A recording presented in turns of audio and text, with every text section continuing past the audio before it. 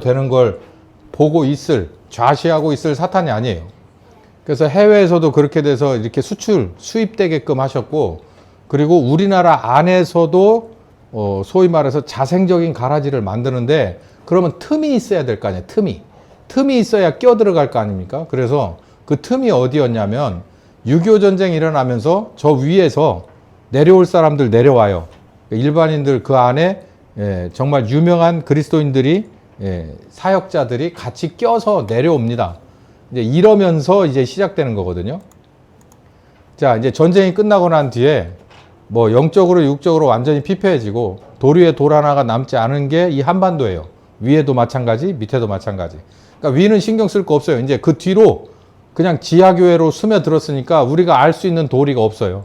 통일이 돼서 교회가 자유로워질 때, 신앙이 자유로워질 때 저쪽은 어떻게 됐다라는 게 저기서 이제 증명할 사람들이 나와서 얘기를 해주면 모를까. 그 전에 우리가 하나님 나라 가면 이제 행위록 앞에 다 섰을 때 나오겠죠. 우리가 지금 알 필요가 있는 것은 이 6.25 이후에 여기 남쪽이다라는 거죠. 유명한 분이 몇 분 있는데 그 중에서 이 나운몽 장로라고 하는 분하고 그리고 용문산 기도원을 절대로 뺄 수 없어요. 우리나라에 영적인 두 흐름이 있는데 하나는 기도원의 흐름과 하나는 교회의 흐름이 있습니다.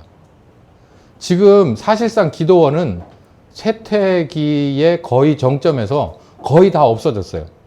근데 한동안 기억하시는 분이 계시겠지만 지금 아시는 문권사님 아시는 기도원은 새로운 거예요. 왜냐하면 이거는 이따 나오겠지만 제도권에 있는 목사들이 세운 거예요. 그렇잖아요. 기도원의 원장이라고 안 하잖아요. 목사 누구라고 얘기를 하지? 그리고 교회 이름도 대지.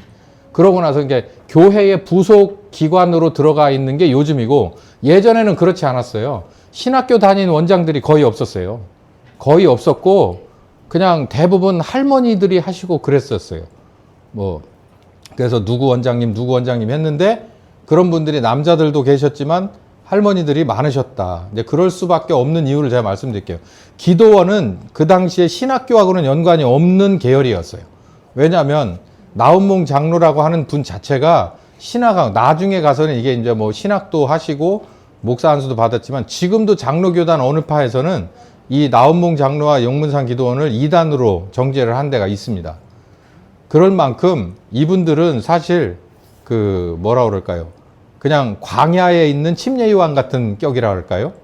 이제 그렇게 북에서 내려와서 이제 실향민으로서 하나님과의 씨름을 이따가 이제 이분에 대한 인터넷을 쳐보셔도 잘 아시지만 분명하게 이게 핵심 뭐냐면 어려서 순하게 자라서 신학교 가서 이런 케이스가 아니에요. 이분은 방황해서 그냥 여기도 치우치고 저기도 치우치면서 정말 하나님 만나려고 애를 썼던 그런 야생 그런 분이죠. 이제 그래서 이분이 한 흐름이고 그리고 이분을 뺄 수가 없어요. 이 정용문 목사라는 분을 뺄 수가 없습니다. 이분은 제도권적인 교회의 한 부분이에요. 그래서 크게 두 줄기인데 우리나라는 그렇게 영적인 큰 두 줄기. 하나는 기도원의 줄기, 하나는 교회의 줄기. 근데 처음에는 어디가 셌었냐면 기도원의 줄기가 비교가 안 될 정도로 셌었어요. 정말 둘이 서로 대립은 하기는 했지만 기도원이 교회하고 영적인 싸움에서 도저히 이 교회는 상대가 안 됐었어요. 왜 그러냐면 누구 때문에 그랬냐면 나운몽 장로와 용문산 기도원. 용문산 기도원은 저기 충북 김천에 있습니다. 저쪽에 양평 어디 용문산을 말하는 게 아니고 김천에 있는 용문산 기도원이 있어요. 그거 되게 유명한 데인데 이분이 기도에서 은혜 받기 시작했고 이분이 늘 내세웠던 게 뭐냐면은 우리나라 복음 통일에 관한 이 기치를 내걸고 정말 한동안 24시간 릴레이 기도를 하면서 이 기도원을 지켜왔던 그러면서 어마어마한 이 일화들이 생각나시는 분이 거의 없을 거예요. 우리 손집사님이 한국에 계속 계셨다면 이 나운몽 장로의 설에 관해서는 좀 아실 만한 연세인데 한국에 안 계셨기 때문에 이거 모르시죠. 나운몽 장로 제가 듣기로는 아들인가 둘이 굶어 죽었대요. 기도원 한다고 올라가가지고 자식이 둘을 죽는 걸 봤다는 거예요. 그렇게까지 하면서 그 하나님 앞에 매달리고 거기서 하여간 그 고통 속에서 은혜 받고 시작한 뭐 그 일화들 뭐 이렇게 나오는 그 조각조각들 그 간증들을 보면 정말 어마어마한 간증들이 많죠. 그래서 이 용문산 기도원이 있고 정영문 목사라고 하는 이 두 줄기가 있다. 그래서 이 세계 기도 동지에는 어느 쪽이냐면 이 정영문 목사 동지의 쪽입니다. 용문산 기도원은 용문산 기도원대로 쭉 나갔어요. 그래서 용문산 기도원에서 나우몽 장로 밑에서 나중에 목사가 됐습니다만 지금은 이 용문산 기도원이 감리교 쪽으로 편입이 됐어요. 이분 딸임인가가 여기 원장이고 담임 목사로 되어 있는데 자, 감리교 쪽으로 들어갔고 그래서 기도원 쪽은 사실상 막을 내렸어요. 그러니까 교회 안에 그냥 하나의 부속 저기로 돼 있습니다. 근데 그 전에는 전혀 그렇지 않았고 오히려 교회에서 기도원으로 은혜 받으러 가던 시절이 있었다라는 거죠. 예, 그래서 우리나라의 그 기독교의 한 절반 정도가 그 복음 통일에 관한 메시지가 쭉 나오는 건 어디서 뚝 떨어진 게 아니라 여기서부터 나온 거예요. 나우몽 장로 쪽에서부터. 그리고 신유의 은사, 각종 은사들, 은사라 말하는 우리가 인식하고 있는 대부분의 은사는 어디서 나왔냐면 여기서 나왔어요. 예, 부흥사 전성 시대가 이제 이 세계기도 동지회를 통해서 나오게 되고 그 교회가 성장되고 정체되고 혼란이 와서 교회가 안정기가 됐다라고 하는 이런 순서로 한번 가보겠습니다. 예, 나우몽 장로는 평안북도 박천 출신입니다. 박천가 유명한 데인 것 같아요. 개신교 초기 성령운동과 기도원운동을 이끈 종교 지도자 1947년 경북 김천에 한국 최초 기도원인 용문산 기도원을 설립하고 통성기도와 회개운동을 통해 한국교회 부흥에 큰 영향을 미치고 2009년 96세로 별세를 하게 됩니다. 이분의 생애는 평범하지 않았어요. 1914년 박천에서 출생하고 그 유명한 일본 와세다 대학을 공부했던 사람입니다. 방황하고 입산 수도하고 중이 된 적도 있습니다. 이런 시기를 거쳐 이제 기독교에 기회하게 되고 용문산 기도원을 세우고 47년 4월 5일 여기에 현재 용문산 기도원에 애향숙이라는 이런 그 공동체를 세우고서 기도원이죠. 본격적인 기도원 운동을 시작합니다. 성령운동을 전개했는데 한국전쟁 전후 혼란기 속에서 철야기도, 통성기도, 성령체험 등을 강조하며 한국 개신교의 영적 각성을 주도한 그런 절대로 뺄 수 없는 한국교회에서는 아주 유명한 분이고 유명한 기도원이에요. 자, 여기서 이제 뭐 제가 요 정도로만 그냥 쉽게 어디 검색하면 나올 수 있을 요 정도로만 제가 말씀드린 것은 제가 아까 미리 말씀드렸듯이 불교에 호국불교가 있어요. 호국불교가 있듯이 대승소승할 때 대승불교가 호국불교라는 것을 품고 있거든요. 우리나라의 이 개신교회의 그 줄기 안에도 호국 정신이 있습니다. 그게 어디서부터 온 거냐면 여기서부터 온 거예요. 교회에서 나온 게 아니에요. 복음통일 이런 얘기는 여기서부터 나오기 시작했고 이걸 위해서 복음으로 북진통일해야 된다는 이 열망을 가지고 1시간씩인가요? 해서 24명이서 이렇게 바톤을 가지고서 죽으면서 기도굴에 들어가서 계속해서 1년 365일 기도가 끊이지 않는 그런 기도원이었습니다. 여기가.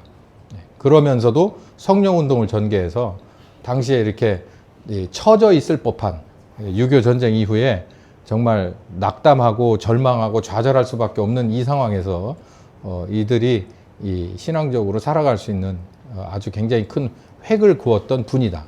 근데 이분은 신학교 출신은 아니었다. 그래서 지금도 돌아가셨지만 지금도 이분의 한 얘기를 잘게 곱곱 씹어서 기다 아니다라고 얘기하는 것을 제가 한번 쭉 읽어봤더니 하나마나 한 소리들을 그렇게 많이 하더라고. 특히 장로교 목사들 중에서 굳이 그런 것까지 씹어야 되나 하는 얘기. 그러니까 설교 중에 제 설교를 가지고도 얼마든지 씹을 수 있어요. 제가 얘기하는 것 중에서 요만큼만 떼가지고 이 목사가 이런 얘기 하더라. 그거 전후좌우는 상황 판단 안 하고 뭐 그런 걸 가지고서 막 씹으면서 결국 이단이라고 밀어붙인 것은 제가 볼 때 신학교 카르텔은 분명히 존재해요. 지금도. 그 알량한 신학교 나왔네 안 나왔네 가지고서. 저도 신학교라고 한다면 참 길게도 다닌 사람이고 더 이상 갈 수 없는 데까지 가본 사람이지만, 이게 존재해야 될 필요가 이렇게까지 카르텔을 할 필요는 있나?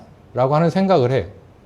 왜 그러냐면 대부분 기도원의 원장님들을 목사들은 밑으로 봤어요. 제가 그걸 알고 있습니다. 제가 전도사 때도 그랬고 저 어렸을 때도 보면 목사들이 기도원 원장들하고 라이벌 의식, 그리고 그게 보면 한 수 이렇게 깔고 보는 권사 정도 수준으로. 그러니까 그게 지금 생각해봐도 어렸을 때도 제가 이해가 안 됐어요. 달란트라고 하잖아요. 저는 어렸을 때 성경 공부를 하면서 달란트라는 개념을 배울 때, 아, 하나님은 이 달란트라는 개념으로 이 사회를, 그리고 교회라는 조직을 운영하시는구나. 옳은 그 엄지는 엄지의 달란트가 있고 검지는 검지, 이 약지는 약지의 달란트가 있는 거예요. 다 필요하잖아요. 우리 설교할 때 이거 어디다 써? 그러니까 약속 걸을 때 써. 이거 어디다 써? 이렇게 1번이야 뭐 이렇게 다 설명을 하잖아요. 그것처럼 기도원은 기도원의 사명이 있고 교회는 교회로서의 사명이 있다고 저는 어렸을 때부터 분간을 했는데, 안 그러더라고. 현실적으로는 교회에서 기도원 뭐 하러 청년들이 간다고 그러면 맞기도 하고 그랬어요. 거기 가가지고 이상한 거 뭐 배워가지고 온다고 해가지고 그 뭐 검증이 돼야 되는 등 뭐 이런 소리도 듣고 그랬거든요.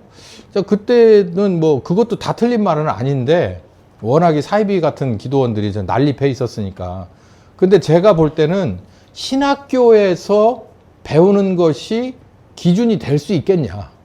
성경의 절대적인 기준을 충족할 만한 걸 신학교에서 하냐? 저는 아니라고 봐요. 그 기도원은 그나마 그것도 없지 않느냐라고 한다면 그건 말이 되는데, 그렇다고 해서 여기 이 양반이 이 한국 전쟁이 있고 나가지고 이런 상황에서 영적인 그런 부흥운동을 일으키고 정말 이 자기 자식까지 죽여가면서 이렇게 했던 것들을 이거 너무 무시하는 것 같아요. 지금도 부흥사 쪽에, 그리고 그런 쪽에 관심 있는 목사님들은 이 용문산 기도원을 굉장히 성지화하고요. 그리고 나은봉 장로 목사님을 추앙을 합니다. 기리는데, 나머지 사람들은 이거 완전히 정말 아주 날카롭게 비판하는 것을 제가 읽어보고 아직도 이렇게 두 패로 나뉘어져 있구나 하는 그런 생각을 해요. 근데 결국은 이 기도원 쪽이 졌어요. 왜냐하면 신학교가 없기 때문에 졌어. 기도원 쪽은 신학교가 없잖아요. 도제관계를 아세요? 도제관계?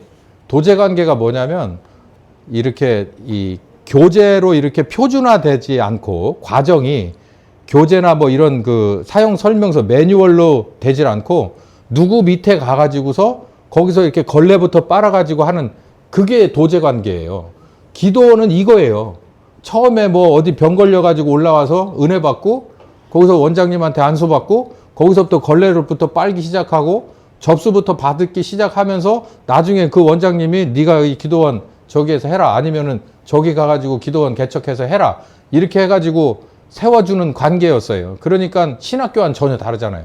일단 나오는 숫자도 적고, 그리고 이론적인 거나 이런 게 또 현실적으로 교회가 사람들의 많은 집합을 하는 데고, 기도원은 필요에 따라서 계절 따라 오는 데기 때문에 결국은 기도원이 졌습니다. 그래서 여기 도곡 기도원도 이분이 나은봉 장로님의 마지막 세대예요. 그 원장님이 마지막 제자라고, 그 할머니 원장님이. 그러다 결국은 지금 교회로 넘어갔잖아요. 그 원장님을 알고 있는 분이 저한테 얘기하더라고. 저분이 마지막으로 나은봉 장로님에게 사사받은 사람이라고. 결국은 그 뒤를 잊지 못하고 교단으로 넘어갔어요. 그 아마 침례교단 어딘가로 넘어가서 팔을 팔렸을 거예요. 근데 아무튼 이분 줄기를 우습게 볼 수는 없습니다. 절대 우습게 볼 수는 없어요. 다는 아니지만 우습게 볼 수는 없어요. 자, 이 줄기가 있어요. 근데 제가 왜 그런 얘기를 하느냐면, 이 정영문 목사는 신학교 출신이에요. 애초부터 시작이. 이 사람도 이북렉이에요. 1928년 평남 출생인데 평양 성화신학교, 건국대학교, 동아대학교, 뭐 심지어는 정치학과를 쭉 공부하신 분이에요.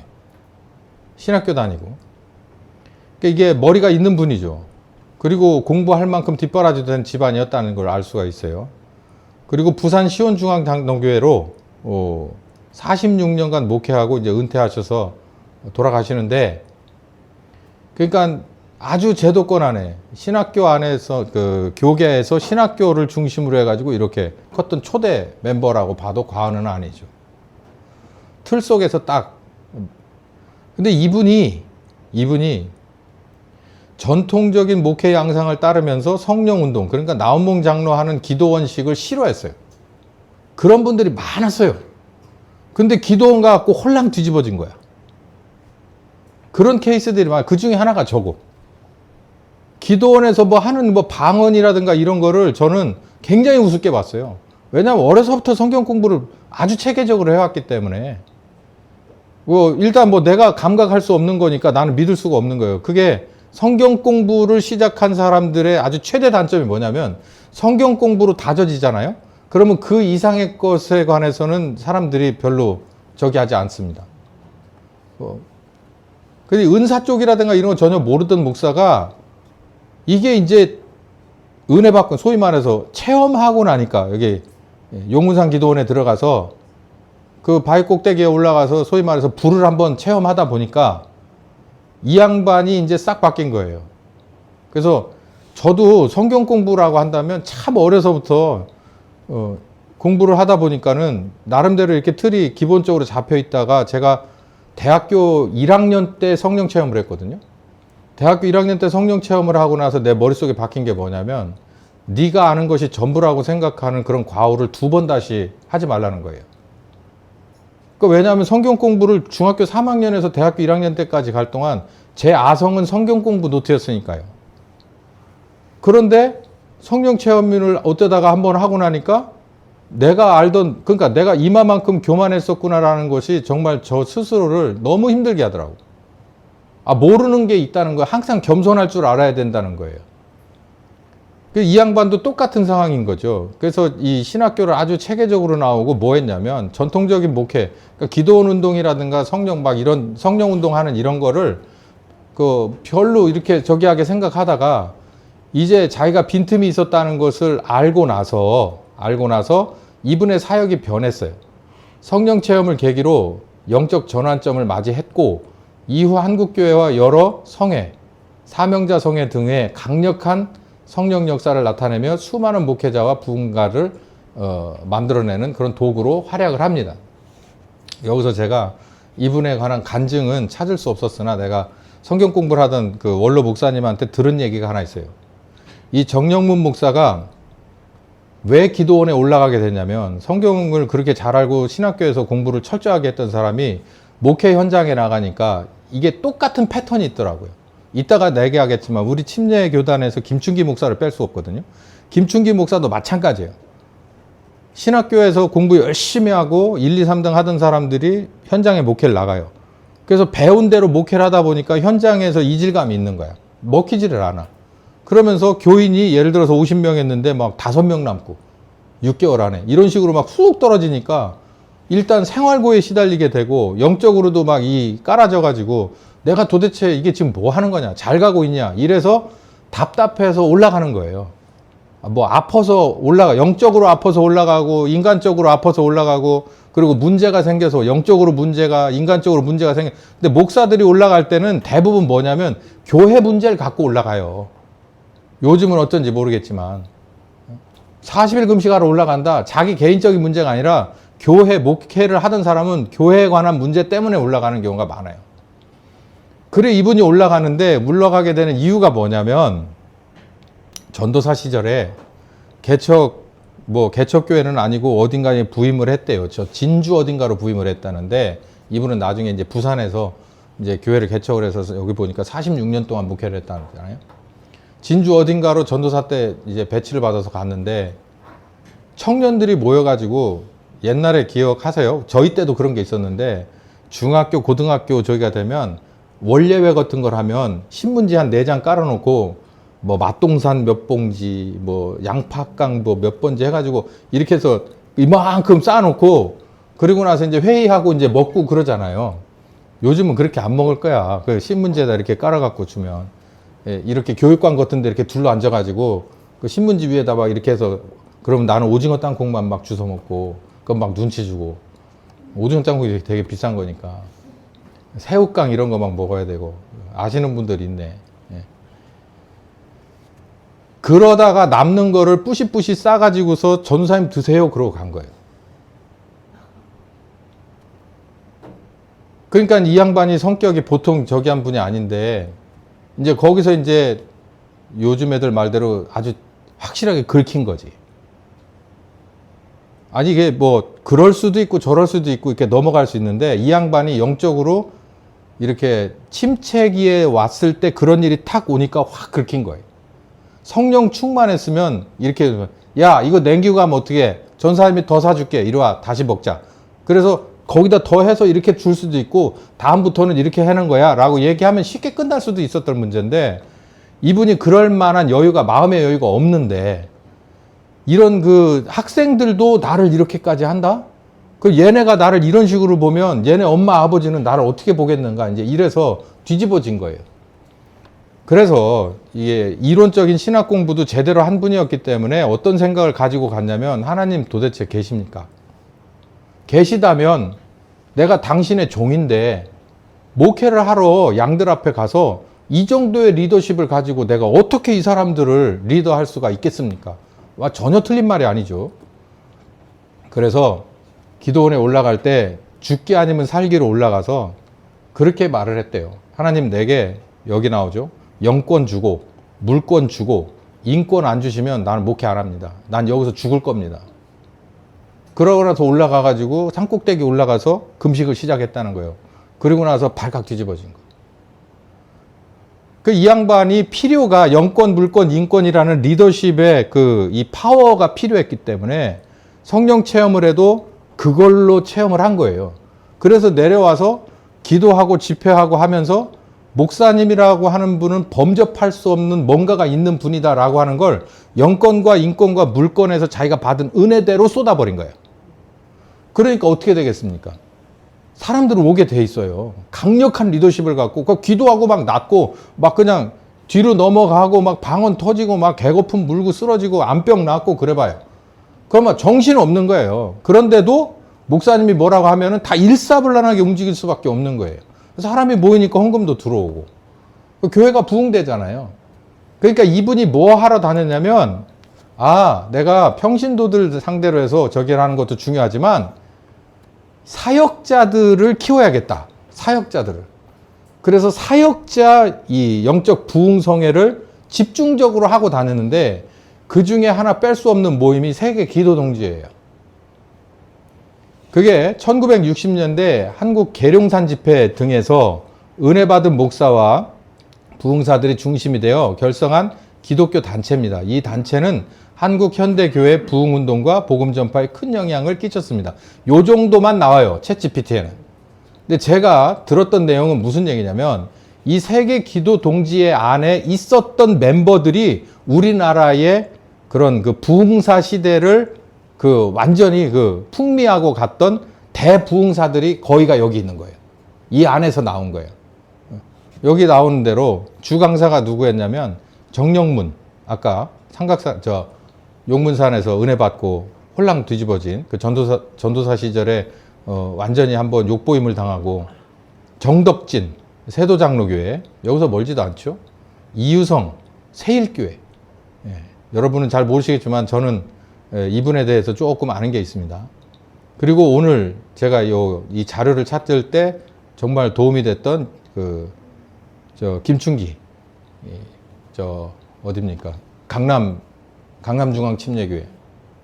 제가 봤던 이 내용들은요, 다 어디서 온 거냐면, 강남중앙침례교회 김춘기 목사 다음으로 그 후임자로 갔던 피영민 목사가, 대전 이 침신의 지금 아마 학장인가?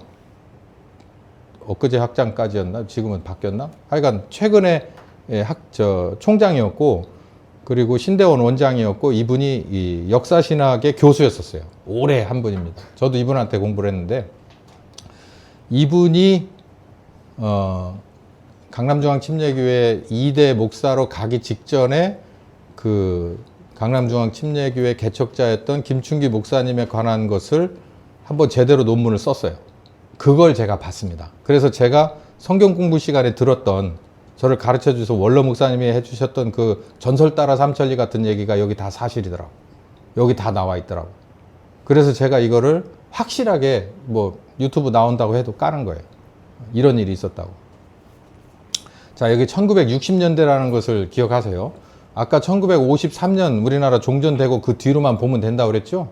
그 60년대입니다. 요즘, 그러니까 이즈음에 한번 상상을, 일로 한번 시간여행을 가보는 거예요. 천마산 기도원. 천마산 기도원, 여기 오래 사신 분, 천마산 기도원 아시죠? 예. 지금 천마산 기도원이 뭘로 바뀌었어요? 계룡교회로 바뀌었죠. 계룡교회로 바뀌었어요. 천마산 기도원. 이 천마산 기도원, 양정곡에 있는 이게 천마산 기도원. 왜냐하면 제 천마산 기도원이라는 걸 아는 건 그 계룡장로교회 천마산 교회 시절에 있었던 원장님을 모시고 있던 제자가 제 학교 동기였었어요. 신학교 학부 동기였어. 그 동기가 결국은 내쫓김을 당하고 서울에서 장로교 쪽에서 왔습니다. 그래서 계룡교회로 이름을 바꾼 거예요. 제가 그래서 저도 그러니까 여기 오래 살았네요. 98년도부터 살았으니까. 그 과정을 제가 아는, 이 동기를 제가 알고 있어요. 이게 군에서 이제 의가사제대 해가지고 신앙생활을 하러 이제 왔다가 그 당시에 이제 그 원장님이 너도 신학을 해라. 그래가지고 가까이 있는, 여기 가까이 있었잖아요. 한성신학교가. 제가 거기 다니고 있을 때 이분도 오셨어. 알고 봤더니 여기 그 사실상 부사역자인데 신학을 안 했기 때문에 신학을 해서 여길 이어받을 생각이었다고 전 생각을 해요. 근데 결국은 서울에서 목사가 내려오더니 이 사람은 내쫓겼죠. 그게 천마산 기도원이에요. 야, 이 가까운 데서 굉장히 제가 참 의미 있더라고요. 제가 그 내막을 알고 있는데 여기 이런 얘기를 딱 보니까 이게 토막토막이 다 이어지는 거예요. 계룡산 꼭대기 가면 금잔디 고개가 있어요. 거기서도 예전에 은사 집회를 그렇게 했던 모양이에요. 뭐 그때는 뭐 국립공원이라 지금 같으면 언감생심 꿈도 못 꾸지만 예전에는 거기 그렇게 전국 각지에서 모인 사람들이 거기 올라가서 부흥 집회도 하고 그랬다는데, 이도 이럴법이 왜 그러냐면 이 1960년대니까 여기가 이제 상군본부가 내려올 준비가 안 돼. 이 터로 아직은 확정이 되기 전에는 이 안에가 온갖 종교들의 박물관이었었어요. 제가 이쪽을 중심으로 논문을 쓰고 싶어서 신대원 다니면서 여기 자료를 많이 수집을 했거든요. 그랬을 때 뭐 금잔디 고개뿐만 아니라 이 계룡산 이쪽 저쪽 뭐 숭룡추, 암룡추, 뭐 저쪽 뒤편 앞편, 거기 그냥 바글바글한 거예요. 바글바글. 온갖 것들이 다 바글바글. 그거를 박정희 대통령이 이제는 이 군사보호구역으로 딱 지정을 하고 그 공수부대를 투입시켜 가지고서 내보냈다죠. 공수부에 투입됐던 분이 제 MDB 동기였었어요. 그분이 현역으로 옷 입고 있을 때 여기 들어와서 쫓아냈다고 하더라고. 그래서 막 그 다라에다가 돈을 나라에서 그냥 내보낸 게 아니라 돈다발을 줘가지고 다라에다 이고, 빈 다라 가지고 와서 그거 다라에다 이고, 그 암자 그 원장들이, 주지들이 그거 그렇게 해서 내보내고, 그래서 전국 각지로 흩어졌는데 안 흩어진 사람들이 요 근동에 몇 개 잡고 있는 게 지금까지도 있는 사람들이고, 향적사 있는 사람들은 다 내쫓겼죠. 지금 그때 눌러 앉았던 사람들이 이따가 그냥 끝나고 나서 이제 행정기관에서 하나씩 내보내니까 내보내고, 지금도 한둘인가 있을 거예요. 거기 그 물탕집부터 시작해서 사람들이. 어쨌든요, 여기 이렇게 요 가까운 데서 이렇게 성령 집회가 있었는데, 이 성령 집회가 있을 때, 그리고 저 보문산에 있는 기도원 하나에서 성령 집회가 양쪽에서 있었는데, 거기에 많은 사람들이 모였는데 그 중에서도 침신대, 여기 침신대가 가까이 있었으니까 침신대 신학생들이 많이 왔던 모양이에요. 침신대 신학생들 많이 온 사람들 중에 껴 있었던 한 사람이 김춘기 목사예요. 전도사. 왜 여기로 왔었냐면, 거기 참 그런 얘기가 나오더라고. 그 당시 1960년대에는 신학을 공부하러 온 사람들에게 월 얼마씩 그 선교부에서, 해외 선교부, 그러니까 미국 남침례교단 선교부에서 용돈을 준 거예요. 용돈을 줘서 이 사람들에게 이제 목회 활동비 비슷하게 이제 준 겁니다. 그러다가 이제 선교 정책이 바뀌어가지고 그 돈이 끊긴 거야. 그러면 이제 정상으로 따지면 자기가 개인 사비로 충당을 하든지 아니면 교회에서 사역하고 있는 교회에서 용돈을 받아 쓰든지 해야 되는데 양쪽에서 모두 받을 수가 없는 상황이 된 거예요. 그러니까 신학을 더 해야 돼 말해야 돼 라고 하는 거죠. 누구하고 똑같은 상황입니까? 정영문 전도사하고 똑같은 상황인 거죠. 먹고 살 길에 딱 이 커트라인에 걸린 거예요. 이 사람들도 우리가 전도사 생활을, 이 신학생 생활을 더 할 수 있을까 없을까를 고민하는 거예요, 지금. 그래서 하나님 이 문제 어떻게 하면 좋습니까? 하고 달려붙은 거야. 그 먹을 거 없어가지고 달려붙은 거예요. 다 보면, 예? 졸려? 생일이라고 밥 잔뜩 먹어놓고 졸리구나, 이제. 예? 그래서 기도원은 금식 기도가 원칙인 거야. 졸리지 말라고. 그러면 또 그래, 춥고 배고프면 목사님 졸려요. 어떻게든 졸리구나. 하여간 먹고 살 게 막막하니까 하나님 앞에 나와. 몸이 아프니까 하나님 앞에 나와. 이게 진짜 하나님과의 관계에서 성령님 우리와 늘 함께 하는데 그전에는 모르쇠로 일관하다가 정말 내가 심각한 상황에 빠져서야 어디 계십니까? 그러고 막 주여 삼창하고 소리 지르는데 여기 항상 있었다고 이렇게 되는 거예요. 이 천마산 기도원에 와가지고 소위 말해서 가방 들고 따라다니던 전도사 역할을 하는 게 김충기 목사예요. 누구? 정영문 목사, 정덕진, 이유성 목사 가방 들고 다니면서 총무 노릇을 한 거예요. 총무가 뭐야? 목사님 저 물수건 갖다 드리고 저 물 갖다가 드리고 목사님 어디 간다 그러면 성경 가방 들고 따라다니는 게 총무지 뭐 옛날로 말하면. 그렇게 따라다니면서 여기서 이제 집회가 있었는데 성령체험, 인격변화, 종말론적인 삶이라고 이렇게 그 피영민 목사는 이렇게 써놨긴 했는데 여기서 성령체험이 주예요, 주.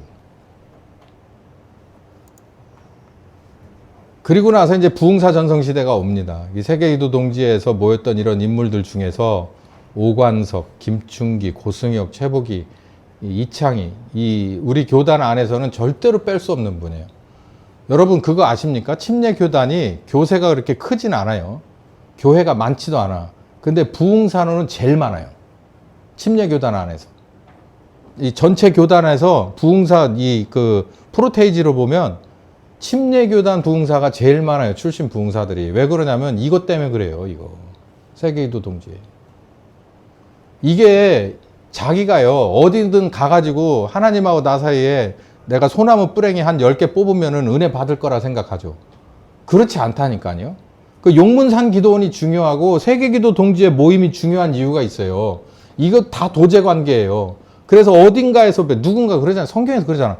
그 뭡니까 저 이디오피아 그 관원이 코끼리 타고 가다가 그러잖아요. 뭘 이사야를 읽는데 모르겠어. 그러니까 밑에서 어떤 저 떨거지 하나가 와서 뭘 읽으시오? 이해는 가시오? 라고 물어보니까 뭐라고 대답합니까? 가르쳐주는 자가 없는데 내가 이걸 어떻게 합니까? 라고 얘기하잖아요. 그래서 그 이디오피아 국무장관이 저기 있는 떨거지 빌립 집사한테, 사도 빌립한테 그 배웁니다. 이사야의 그 전반적인 흐름과 예수 그리스도의 삶을 거기다 이렇게 뭉쳐서 배워요. 그리고 침례를 받고 성령님과 함께 돌아가요. 에디오피아로. 그래서 에디오피아 안에 교회를 세우잖아요.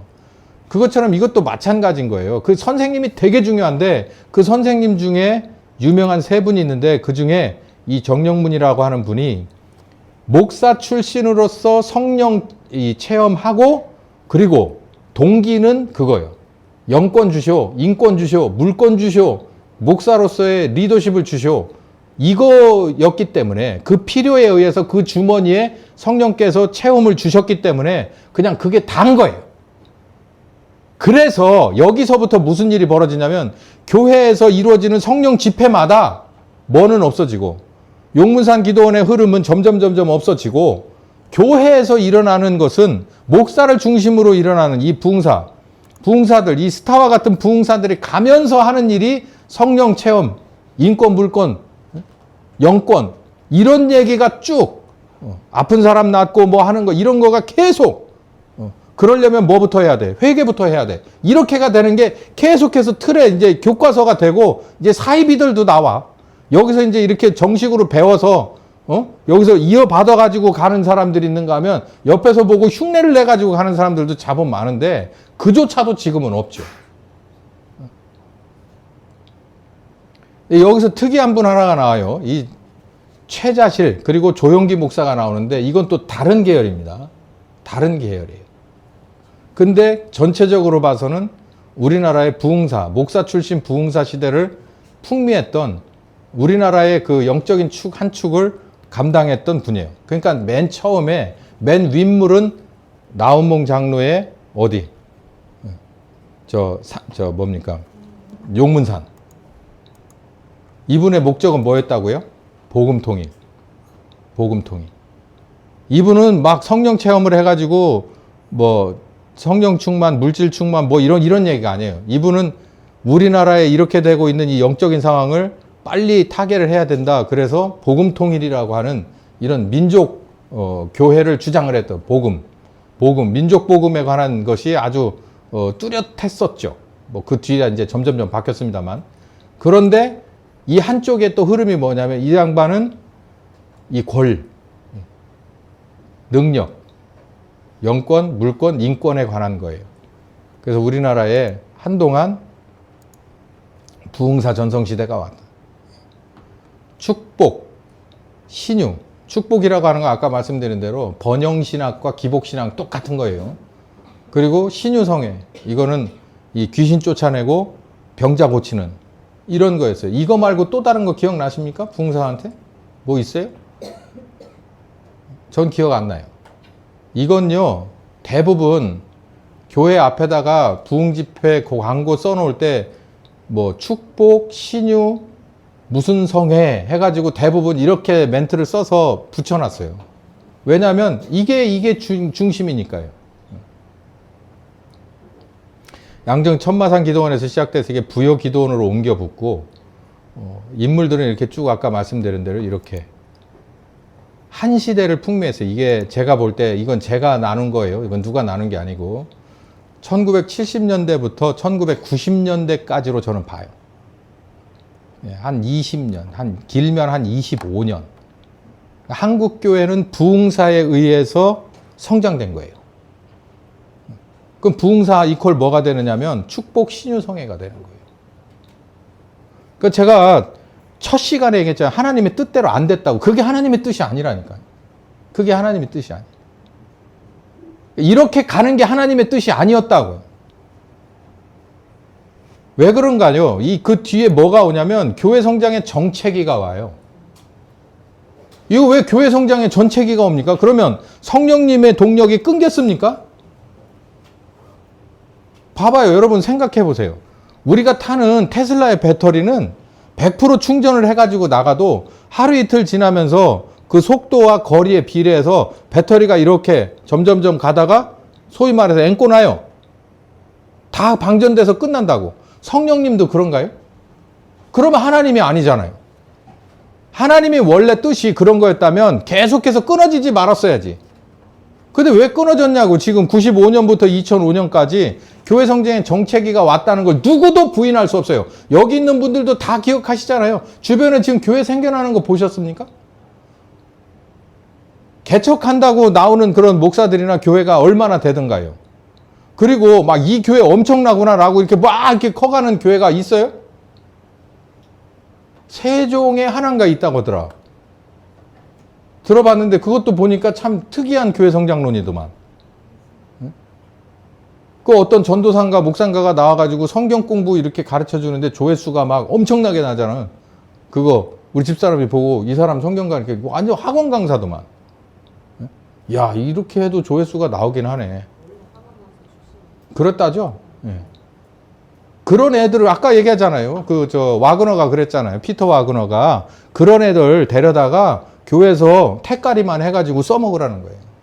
그러면 많이 되니까. 밖에서 노래하던 사람들 데려다가 찬양 리더 시키라는 거예요. 밖에서 이 무용수 하던 애들 데려다가 안무 시키라는 거예요. 택가리만 해서 시키라는 거예요. 프로잖아요. 걔네들은. 그냥 몇 가지 달란트 있는 애들만 이렇게 주면은 그 밴드 해보던 애들은 확실하게 다르게 이게 만들어낼 수 있잖아요. 지원해주고 그렇게 하라는 거예요. 그러니까 지금 요즘 날의 CCM이 그 모양이고, 뭐가 지금 하나님 뜻대로 안 돼 있어요. 왜냐하면 다 모든 것이 정체기라는 게 있는 거예요. 아니 어떻게 하나님이 하시는 일이 정체기가 있느냐고요. 여기 정체기가 있잖아요. 은사 중심 집회에 이 수요가 점점 없어져요. 그러니까 은사 집회 해달라는 교회가 없어진다고. 지금 누가 어떤 목사가 은사 집회 해줄 강사를 찾습니까? 저부터도 뭐 안 찾죠. 뭘로 찾아요? 왜? 이미 시절 지난 얘기잖아요. 그게. 어떻게 하나님이 하시는 일이 시절 지난 얘기가 될 수가 있어. 그 이유가 뭐예요? 우리가 옛날만큼 못 살지를 않아. 한국 엄청 잘 살거든.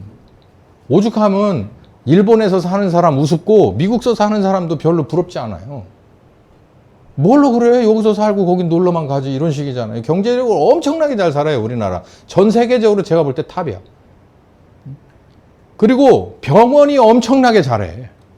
그래서 뭔 일만 있으면 목사한테 와가지고 안수기도 해달라고 신유 있는 그런 부흥 집회라도 열어서 하게끔 그런 강사들을 초빙을 해서 신유 집회라도 열고 이러는 걸 안 한다고요. 왜? 웬만하면 그냥 병원 가시라 그래. 또 얼마나 우리 또 병원비가 그 상대적으로 저렴합니까? 쉽게 언제든지 갈 수 있고요. 가깝고. 그러니까는 아쉬운 게 없어요. 이 정도면 안 되겠다. 그 목사님이나 어떤 부흥 강사 있는 저 기도원이라도 가서 거기 가가지고서 저기를 해야지 안 되겠다. 이렇게 생각하지를 않아요. 그리고 사람들이 학력이 높아졌어요. 학력이 높아졌다고 다 좋은 건 아닌데 이 학력이 높아지면 뭘 생각하게 되냐면 이게 왜 그런가라고 하는 사람들이 한 번씩은 더 생각하거든요. 그러니까 내가 굳이 이럴 필요가 있겠나라고 하는 데 있어서 한 번 더 걸러지는 거죠. 그리고 이게 수요가 없다 보니까 또 공급도 안 돼. 은사 중심의 사역자가 없어. 이거 흉내내서 되는 게 아니에요. 연기해서 되는 게 아니라고. 이게 기도도 기도줄 잡을 줄 아는 사람이어야 되고 성령님 체험도 옆에서 지켜봐야 저도 가서 손을 언제라도 얹는 건데 그런 걸 해본 적이 있어야 말이지. 제가 아까 얘기했잖아요. 이건 어디서 이렇게 표준화 돼가지고 매뉴얼이나 동영상 보고 배우는 게 아니라고요. 심지어 어느 교단은 방언도 가르친다는데 이건 진짜 정말 부패해도 이렇게 부패할 수가 없는 거고 성령님을 무시해도 이런 식으로 무시할 수는 없는 거잖아요. 이게 성령님하고 함께 있어서 특히 이렇게 귀신을 내쫓거나 이런 축사, 뭐 이 신유 이런 거 하는 그 목사님 옆에서 가방 들고 따라다니면서 거기서 불이 옮겨 붙어서 있는 만큼 그리고 성령께서 그 사람을 또 다음 저 주자로 쓰는 만큼 되는 거예요. 이건 어디서 저렇게 해서 되는 게 아니고 그렇기 때문에 수요가 없어지니까 공급도 없어져.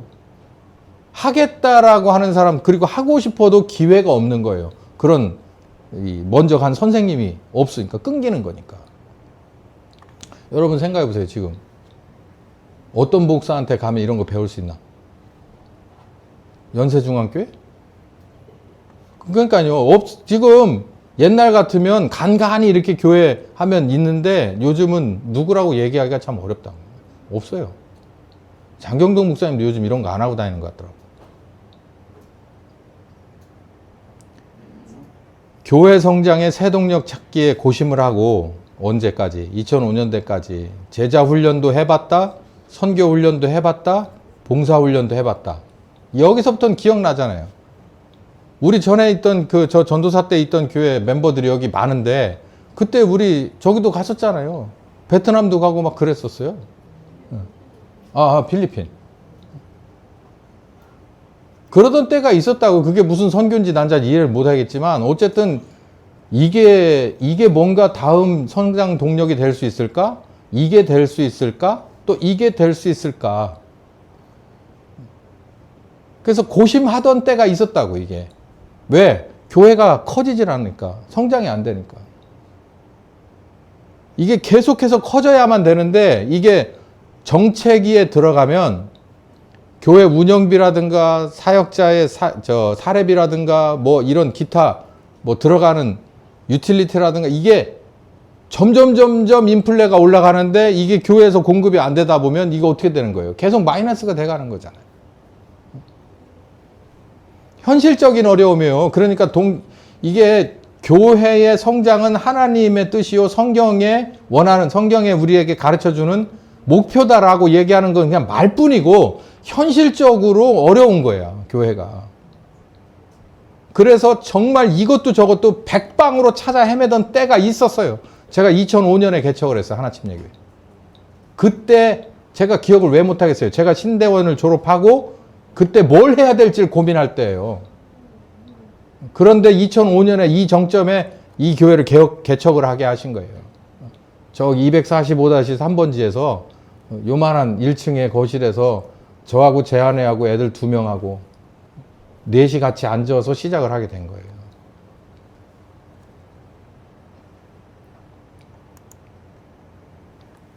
그리고 2005년부터 15년까지는 교회 정체성의 혼란기라고 저는 말하고 싶어요.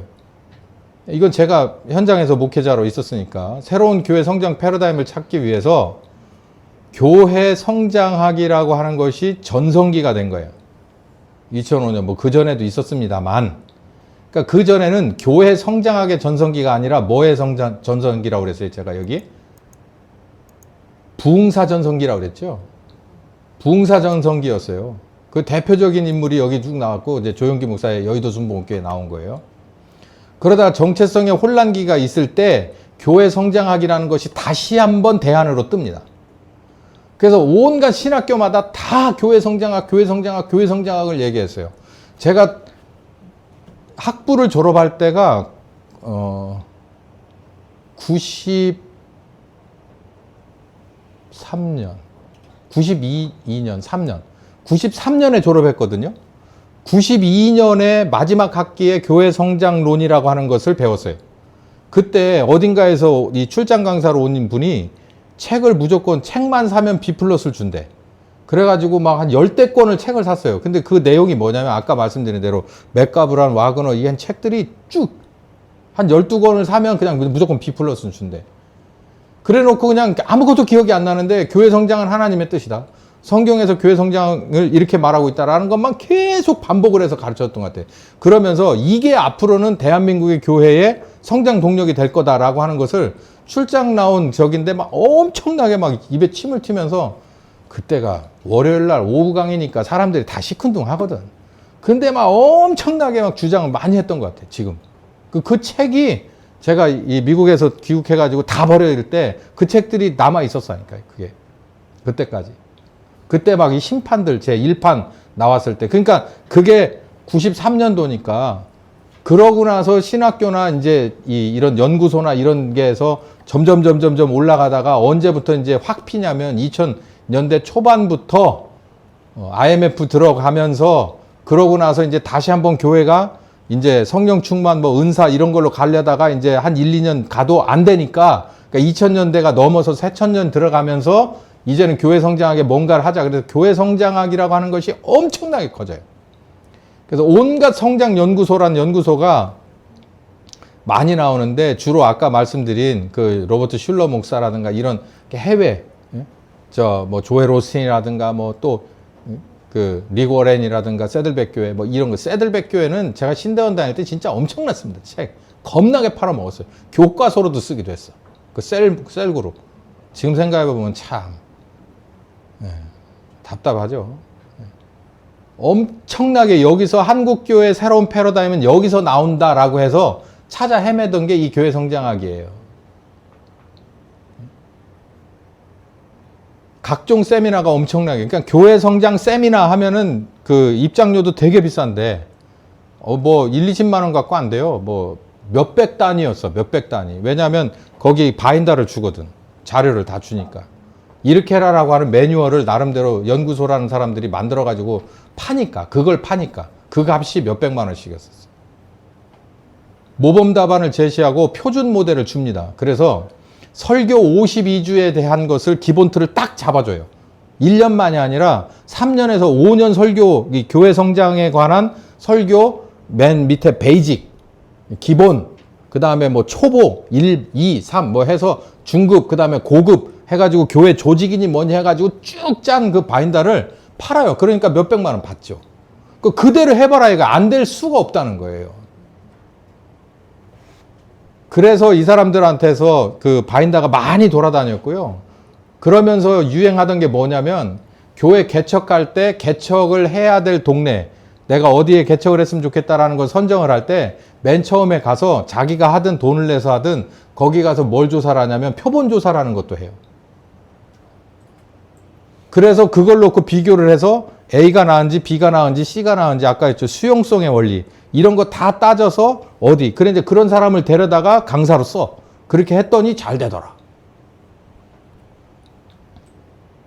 목회자 해외 유학 가는 거 최고조였고 선교사로 나가거나 들어오는데 최고조. 그 다음에 밖으로 아예 이민 가는 거. 목회자가 이민 가는 전성기였었어요. 여기가. 이 시대가. 한국 교회에서 정체성이 흔들리고 성장이 끊어지니까 여기서 못 있으니까 이제 이걸 보고 마트레이드라고 하거든. 여기 A라고 하는 국내 교회하고 미국에 있는 B 교회가 서로 목회자만 싹 바꾸는 거예요. 이렇게 해서 들락거리는 경우가 상당히 많았던 때입니다. 왜냐하면 여기서 지친 사람 또 저기서 지친 사람들이 왔다 갔다 했기 때문에. 지금은 2020년대부터 지금은 교회 안정기라고 제가 썼는데 이거는 아주 욕하는 거예요. 포기.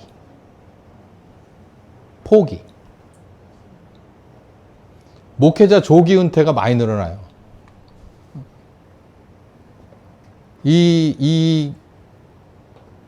저기 중에 저도 들어가 있는데 참 은퇴가 쉽게 안 돼요.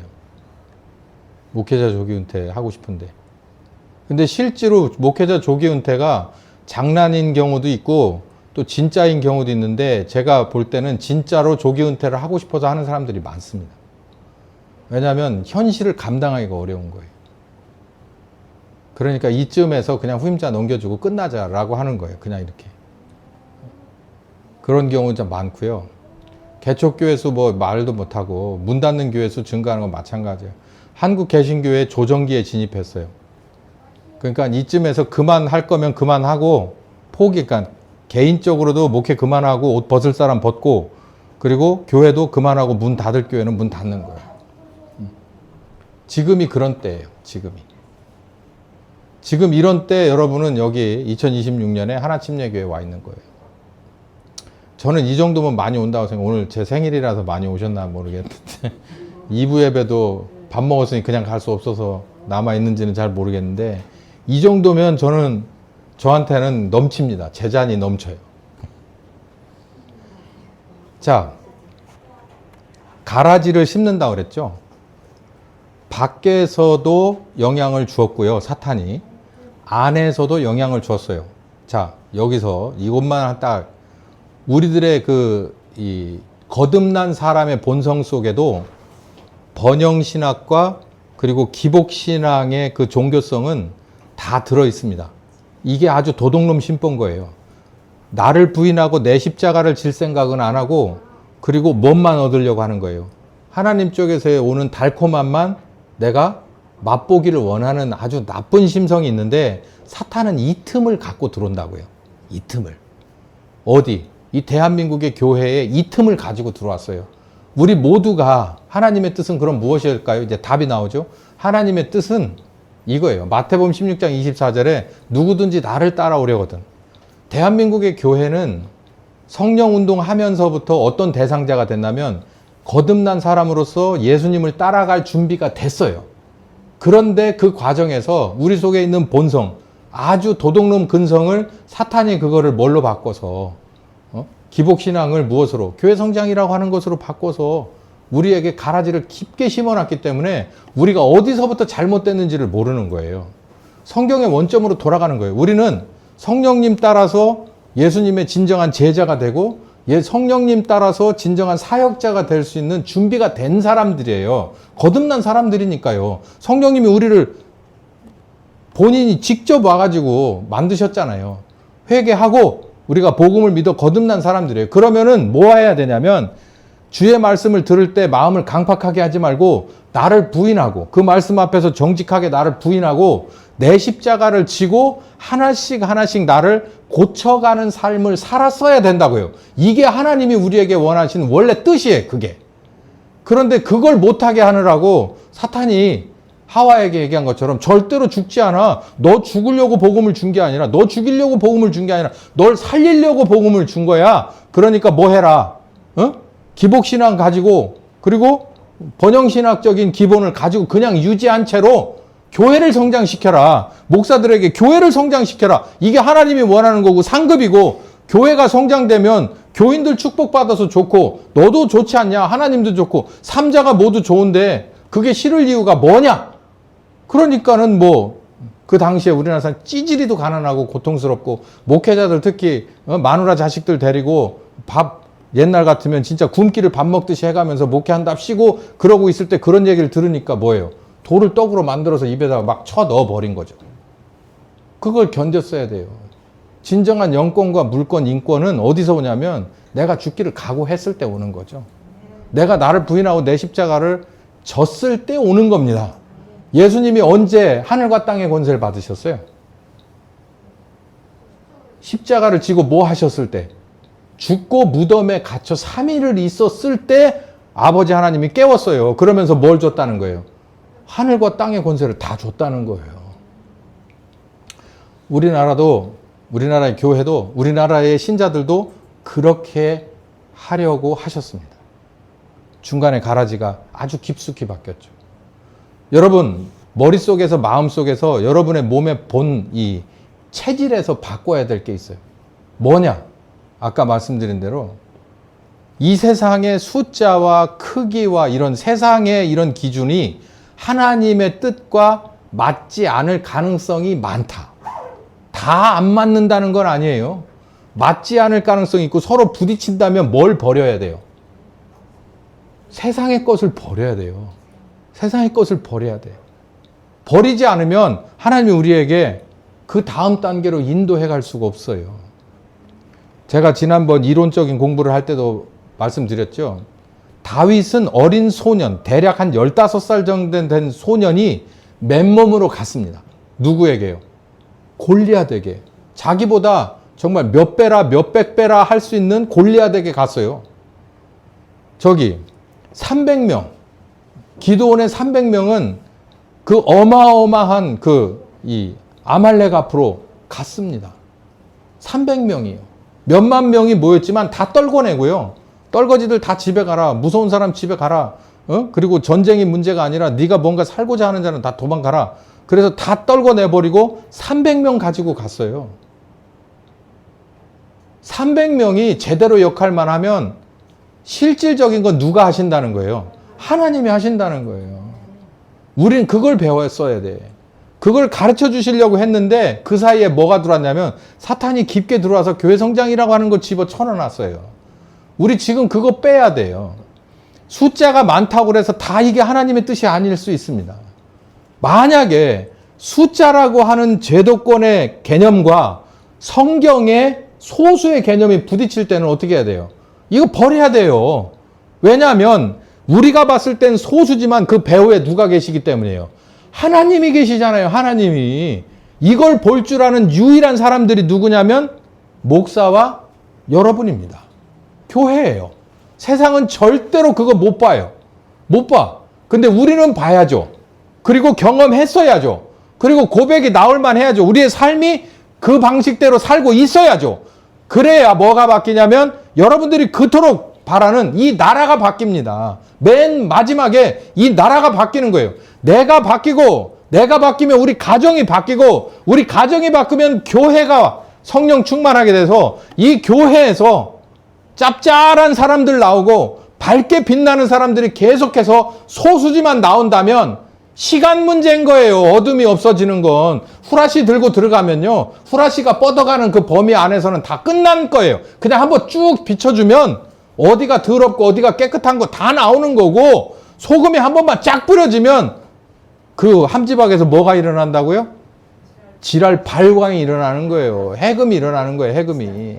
그럴 수밖에 없는 거예요. 그 소금은 거기서 녹기 때문에 그 녹아지는 것은 깨끗해지는 그런 발광이 일어날 수밖에 없는 거예요. 바늘을 허리매서 쓰려고 하는 생각은 성경적이지 않습니다. 설교에 모두에 말씀드렸듯이 잘못 간 거리만큼 다시 되돌아 나오는 것이 하나님의 공평과 정의예요. 우리는 나를 부인했다는 건 뭐냐면, 아, 내가 이만큼 잘못했구나, 어디서부터 잘못됐구나, 내 속엔 아직 이게 남아있구나 아는 거기서 돌아서는 거고, 거기서 돌아서서 그걸 뽑아내려고 하시는 성령님하고 합세를 해서 계속해서 내가 뽑아 나오면, 오늘은 딱 내가 한 1, 2분만 더 할게요. 여러분, 포레스트 검프라는 영화 보셨죠? 정말 오래된 영화, 한 30년 됐나? 그 포레스트 검프 보면은 그 검프가 여자 하나한테 실현당해가지고 마음에 뭔가를 이기지 못하고 그냥 자기네 알래바마 집에서부터 뛰기 시작해요. 뛰기 시작해서 뭐 알래바마에서 막 서쪽으로도 뛰고 또 다시 거기서 찍고 또 다시 동쪽으로도 막 뜁니다. 그러니까 처음에는 저게 미쳤는가라고 동네 사람도 그러고, 그러다가 이게 봄, 여름, 가을, 겨울 바뀌어가지고 계속 뛰다 보니까 뉴스가 그걸 잡고요. 뉴스가 잡으니까 어떻게 돼요? 많은 사람들이 진짜 그런가 하고 그래서 거기 가서 보고, 그리고 나서 그 중에 한둘이 용기를 내서 자기도 같이 뛰기 시작해요. 왜 뛰는지도 몰라. 그 영화가 알려주는 게 정말 재밌어요. 왜 뛰는지도 모르는데 뛰어. 나중에는 그게 정말 많은 인원들이 막 한 무대기, 두 무대기가 막 계속 같이 뛰어. 그 사람이 뛰면 뛰고, 그 사람이 쉬면 거기가 그냥 쉬는 자리야. 노숙하면 노숙하고, 거기서 뭐 하면 거기 자기들끼리 뭐 나눠 먹고, 그리고 또 뛰면 또 뛰어. 비 오면 또 어디 가서 또 노숙하고, 그러고 계속 뛰는 거야. 이게 전 미국이 그걸 다 알게 되고, 뭐 방송에 나오고 뉴스에 나오고, 오늘은 어디쯤 갔다 뭐 이런 게 나와. 근데 여러분, 지금 그런 사람이 하나 더 생겼어요. 지금 유튜브에 나오는 사람인데, 장발장이라고 한번 집에 가서 쳐보세요. 이 사람이 평택에서부터 출발해가지고 부산으로 걸어 내려가서, 부산에서 일본 저기 저 밑에서 저 위에 삿포로까지 가서, 삿포로에서 내려와갖고 그 어디야, 저기 나리타 거기 그 항구에서 배를 타고 엘래스카로 가서, 엘래스카에서 엘래스카 횡단하고, 그리고 캐나다 유콘 지나서 지금 어딘가 지금 열심히 가고 있어요. 걸어서 배낭 맸다가 지금 유모차 끌고. 여러분 상상 안 가죠? 그거 한번 잡아요. 장발장이라고 나오는데, 지금 난리가 났습니다. 난리가 나. 사람들이 난리가 난 게 뭐냐면, 이 양반이 왜 걸어가는지 이유에 대해서 설명한 적도 없어. 그러니까 내 포레스트 검프 영화 생각이 나는 거예요. 제가 무슨 얘기를 하려고 하느냐면, 빛과 소금도요, 이런 거예요. 하나님이 하시는 영역도 뭐냐면, 이 사람이 검프가 그냥 뛰는 거예요. 그러면 정신이 살짝 떨어지는 애가 뛰니까 처음에는 미쳤나? 라고 하다가 계속 끊임없이 뛰기만 해요. 얘는 마음속에 그냥 자기를 놓고 버리고 간 그 여자 생각에서 뛰기만 하는 거예요. 마음이 막 답답하니까 뛰는 거야. 다른 생각 아무것도 없어. 그런데 그걸 바라보는 사람들의 생각은 제각각인 거예요. 빛과 소금도 우리는 우리가 배운 방식대로 사는 거예요. 성령께서 가르쳐 주신 대로 사는 거야. 그게 내 피고 내 살이고 내 주관이고 내 가치관이고 내 삶이었어. 그러니까 그렇게 사는 거야. 나는 이렇게 살아야 편해. 예전엔 안 그랬지만 난 이렇게 살아야 편하고, 이게 성령님과 함께해서 행복하고 성령 충만한 길이기에 나는 사는 거야. 난 너무 자연스럽고 나는 편하기만 해. 내 안에 무슨 뭐 새하늘과 새 땅 있는 거 남들은 몰라. 근데 나는 저 사람은 저렇게 뛰기만 해. 저렇게 살기만 해. 아, 왜 저렇게 살지? 이런 때 그냥 이렇게 굽고 저로 눕고 하면 될 텐데 왜 저렇게 올곧게 살면서 이렇게 마이너스 되고 이렇게 손해보고 욕먹는지, 뭘로 저렇게 사냐? 위험천만하게 왜 저렇게 사냐? 라고 하다가 이 사람이 계속해서 1년을 그렇게 살아, 2년을 그렇게 살아, 10년을 그렇게 사니까 주변에서 사람들이 궁금하게 쳐다보는 거예요. 그러면서 자기도 모르게 따라붙기 시작하는 거예요. 그건 누가 하는 거예요? 내가 하는 게 아니고 하나님이 하는 거예요. 하나님이. 지금까지 우남 이승만이라고 하는 인물은 그냥 우리나라의 건국 대통령, 그리고 소위 말해서 무슨 뭐 친미파, 뭐 이런 어수선한 거에 있었어요. 나라가 이렇게까지 그렇게 상태에 빠지지 않았으면 이분의 진가를 몰랐을 거예요. 전 이것도 하나님이 하는 방법이라고 생각합니다. 이렇게 되지 않고 우리나라가 그냥 어느 정도 적정선에서 임계치에 그 근접해서 나라가 이 정도로 꼬꾸라지지만 않았어도 우남 이승만이라고 하는 인간은 그냥 그 인물은 그냥 하나님 앞에서나 서 있었을 거예요. 근데 우리 우파라 생각하는 사람들한테 우남 이승만의 어록 중에 한두 가지쯤은 머릿속에 마음속에 다 생각나잖아요. 더 하는 사람들도 많고 연구하는 사람들도 많고. 그게 하나님이 하시는 작업이에요. 우리는 그렇게 부르심을 받았어요. 예수로 말미암아서 회개하고 복음을 믿었더니 우리에게 주어진 성령님이 가르쳐 주시는 길은 이런 삶인 거예요. 나를 부인하고 내 십자가를 지고 삶 속에서 인도하시는 대로 그렇게 살아가는 거예요.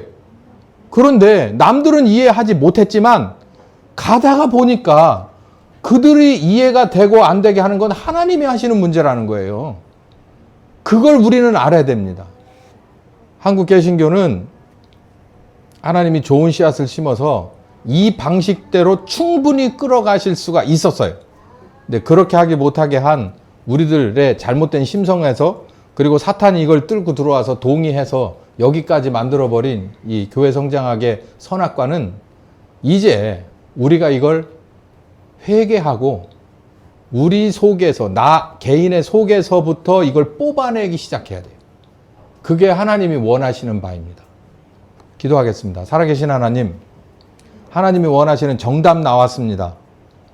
이거 내 마음속에 있는 이 갖가지 흔적들, 이 교회 성장이라는 이런 아주 정말 잘 포장된 포장지 아래 있는 내 잘못된 하나님 앞에 내 십자가 지고 하나님 말씀에 순종하려고 하는 이 정말 정직한 영은 다 어디 갔나 없어지고 이걸 어떻게든지 내가 원하는 식으로 바꿔서 내 육체에 도움되게끔만 하려고 하는 이 잘못된 거, 이거 뽑아내버리는 것이 하나님의 뜻인 것을 배웠습니다. 지금이라도 한 사람 한 사람이 이 교회가 바로 그 길에 동참하고 성령님과 시너지 효과를 낸다면 탄력 붙고 그리고 달려가서 하나님이 원하시는 그 다음 단계가 이루어질 것을 믿게 하여 주시옵소서. 이게 땅바닥에 주저앉기 일보 직전인 대한민국을 살리는 가장 빠른 하나님 편에서의 해법인 것을 우리가 고백하고 순종하고 따라갈 때 하나님이 원하시는 귀한 기적들이 일어날 줄을 믿습니다. 함께 하실 것을 믿고 예수님의 이름으로 기도했습니다. 아멘. 오늘 여기까지 하겠습니다.